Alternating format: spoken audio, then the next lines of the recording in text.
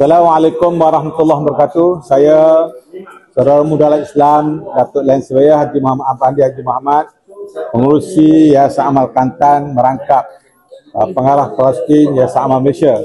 Sama saya adalah tugas daripada Yayasan Amal Malaysia, Saudara Muhammad Aziz Nur Azman.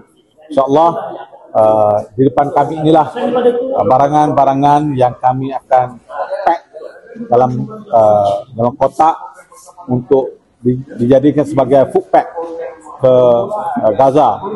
Kos untuk semua makanan barang-barang ini ada sekitar $30 satu pack, yang mana satu kontainer akan mempunyai 900 pack dan dua kontainer akan mempunyai 1,800 pack. Bersama food pack ini kami juga sertakan gandum, juga dengan dua kontainer gandum, di mana gandum ini tiap-tiap kontainer mempunyai 900.